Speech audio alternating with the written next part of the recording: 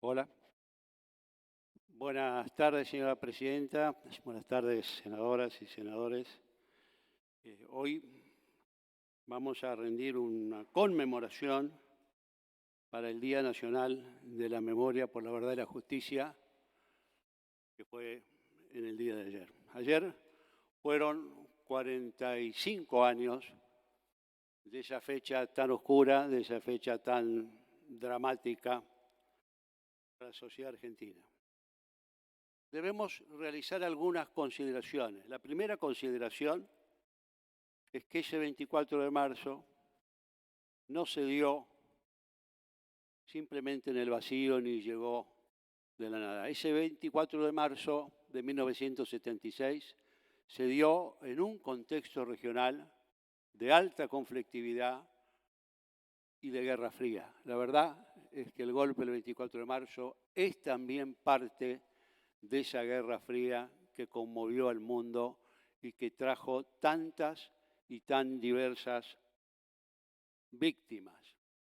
Esa Guerra Fría hizo que se instalara en la región una doctrina, que fue la doctrina de la seguridad nacional, que es una doctrina que permeó a las Fuerzas Armadas, que fue impulsada desde el norte de nuestro continente y que partía del supuesto que la misión fundamental de las Fuerzas Armadas era preservar a la sociedad de un enemigo interno. Un enemigo interno que respondía presuntamente a los esquemas de la Guerra Fría, pero que estaba dentro, emboscado, en las fábricas, en los delegados, en los talleres, en los estudiantes, en los activistas, en todos aquellos que reclamaban un cambio y que ese cambio debía ser sometido, controlado, anulado, desarmado de cualquier manera. Esa doctrina fue una doctrina nefasta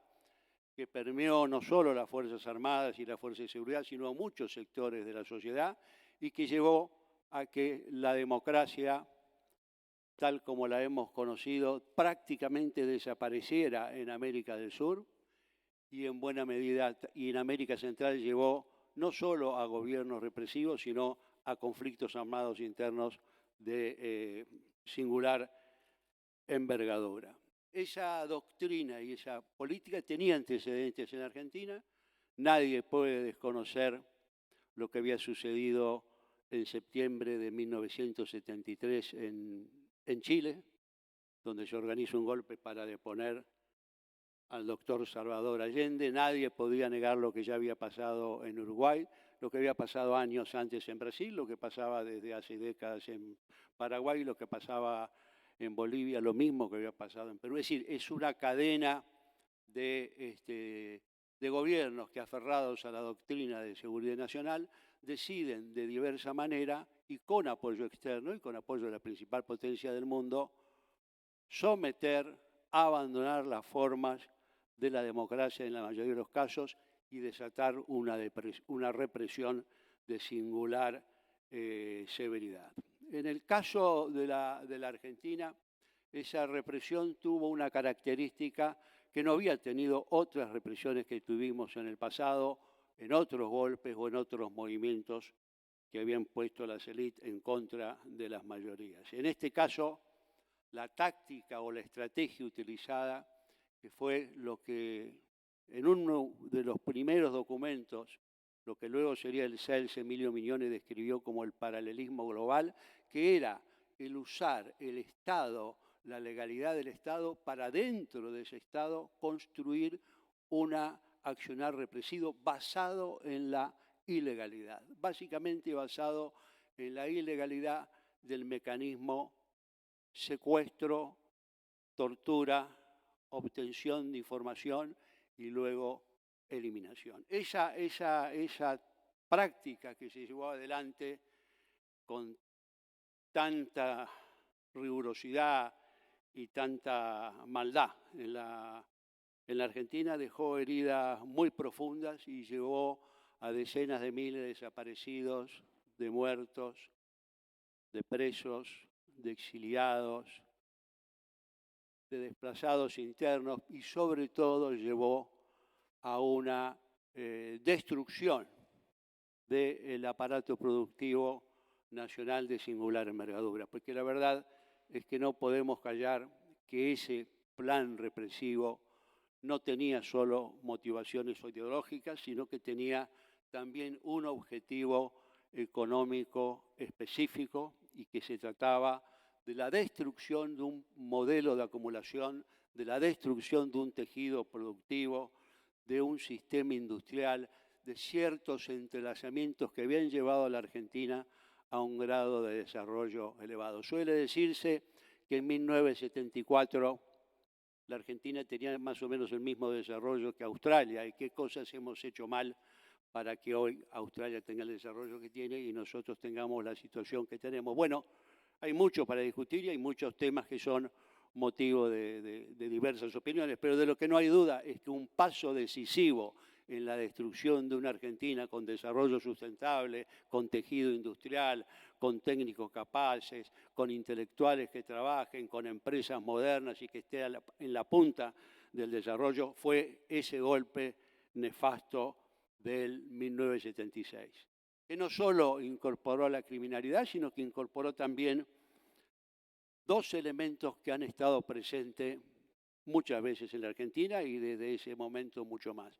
Uno, me refiero a lo que se ha dado en conocer la patria financiera, es decir, al peso que el sector financiero especulativo desarrolló sobre la sociedad argentina. Tanto se desarrolló y creció que recuerden que hubo una estatización de la deuda privada, es decir, el conjunto de la sociedad pagó la deuda de aquellos pocos que se habían endeudado irresponsablemente y no tenían cómo pagarlo. El otro elemento, además de lo que se llamó la patria financiera, fue, y la estatización de la deuda privada, fue el endeudamiento.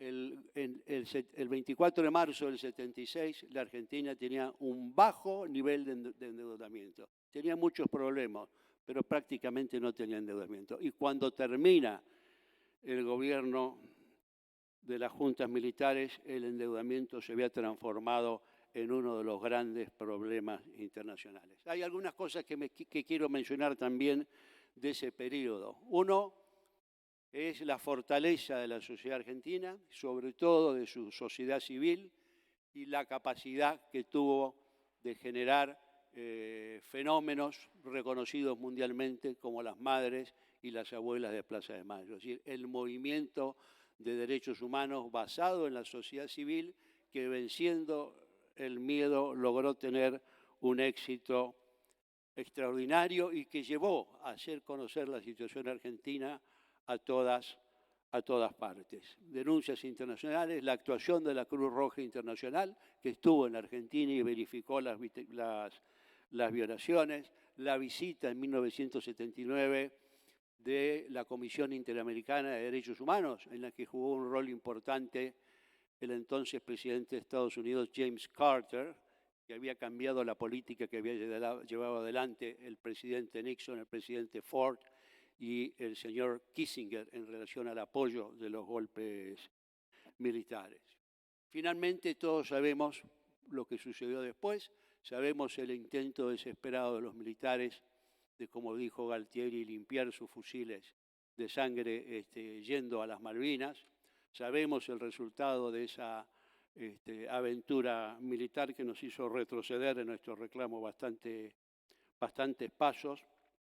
Y sabemos también que el restablecimiento de la democracia trajo un verdadero pacto democrático en la sociedad argentina. Por eso es que el Día Nacional de la Memoria por la Verdad y la Justicia es un feriado nacional y es un feriado inamovible, porque es un día en donde la sociedad argentina reafirma su pacto con la democracia. Podemos discutir de la calidad de la democracia, tenemos a veces distintas visiones sobre cómo fortalecerla, cómo se debilita, cómo se hace, pero lo cierto es que ese pacto que se ganó en 1983 es un pacto que deberíamos mantener y profundizar. No puedo dejar de recordar la gestión del doctor Alfonsín con el Nunca Más y con el juicio a la Junta, que marcó un hecho histórico en pocas partes del mundo. Las propias autoridades la justicia ordinaria juzgó a los autores de crímenes de lesa humanidad, como fue el caso de la Argentina. Luego, como todos sabemos, hubo retrocesos, estuvo el punto final, estuvo la audiencia de vida, estuvieron los indultos, pero la sociedad tuvo potencia, tuvo fuerza, tuvo respuesta, se defendió, siguió argumentando y a los 20 años del golpe una enorme manifestación mostró el despertar y el reclamo de mayor justicia o de justicia, de verdad y de memoria. Y surgieron entonces los juicios de la verdad y paulatinamente se fue dando una situación en donde se alinearon los tres poderes del Estado. Eso se dio en el caso de la Corte Suprema con el juicio a Simón, que estableció el carácter de los delitos de la inconstitucionalidad de las leyes de punto final y obediencia civil. Eso se dio con la anulación, primero fue la derogación, pero después la anulación en este Congreso de esas mismas leyes y se dio con el impulso extraordinario que el entonces presidente Néstor Kirchner le dio a la política de verdad, justicia y memoria. Desde ese momento, desde ese 2003, podemos decir que los tres poderes del Estado se alinearon a favor de esta consigna de verdad, justicia y memoria. Yo quiero referirme muy brevemente a algunos ejemplos o desarrollos que nuestra propia tragedia ha llevado al resto del mundo. Me refiero, por supuesto, a la Convención sobre Desaparición Forzada de Personas de Naciones Unidas, que Argentina impulsó durante muchísimos años, primero las ONG, desde unos coloquios que se hizo en París en 1981 y que contó con la participación no solo de Julio Cortázar, sino de Rodolfo Matarolo, de Hipólito Solari Irigoyen, de la madre Marta Vázquez, y que fue donde por primera vez se expresó la importancia de que hubiera un instrumento internacional. Desde ahí, desde ese 1981 al 2006, pasaron muchísimos años, pero finalmente Argentina, junto con Francia, logramos que en Naciones Unidas se aprobara la Convención Internacional sobre Desaparición Forzada y trabajamos mucho para que entrara en vigencia. Ese es un logro de nuestro sufrimiento. Argentina pudo llevarle a la comunidad un instrumento para que no se repitieran lo que habíamos sufrido. Y también hay dos elementos más en donde la Argentina hizo una contribución internacional importante. Me refiero al derecho a la verdad, no como un derecho de la víctima, sino como un derecho del conjunto de la sociedad a saber qué pasó. El derecho a la verdad. Ese es un derecho que se ha ido imponiendo también en el derecho internacional de los derechos humanos. Por último, también el derecho a la identidad, que surge de la lucha inclaudicable de las abuelas por ese hecho tan terrible de la dictadura que fue el secuestro de las madres y el retiro y el ocultamiento de los niños por nacer. Eso había sucedido en la España de Franco, pero nosotros no pensábamos que una cosa así podía suceder en la Argentina. Así que quiero finalizar este homenaje recordando dos o tres elementos básicos. Primero, la importancia de la democracia. Y la importancia de que para que la democracia sea sustentable en el tiempo, debe tener una combinación apropiada con la distribución del egreso, es decir, con la justicia social. No hay en el largo plazo democracia con los niveles de desigualdad que tenemos en nuestra región. Debemos recordar siempre que es una mancha que tenemos todos en la región, que nuestra región, América Latina, es la región más desigual del mundo. No la más pobre, sino la más desigual. Y eso nos compromete a, sobre la base de defender la democracia, consolidarla y construir un país que sea más justo, que sea más inclusivo, que tenga más derechos para todas y todos y que tenga un desarrollo sustentable. Es un desafío enorme, todos sabemos la difícil situación en que está el país por muy diversas razones, algunas que vienen del pasado, otras que son propias de la situación, pero lo que me parece es que nosotros aquí en el Senado debemos reiterar nuestro compromiso con, con la verdad, con la justicia, con la memoria y con la reparación. Así que muchas gracias. Una última cosa es que no puedo dejar de mencionar que una persona que yo conocí y admiré mucho, que fue un periodista destacado, Rodolfo Walsh, hoy era secuestrado y asesinado en 1977, el 25 de marzo. Así que también desde el punto de vista personal quiero mandarle a él mi recuerdo y mi agradecimiento por lo que aprendí de él. Muchas gracias, señora presidenta. Muchas gracias, señor senador. Tiene la palabra para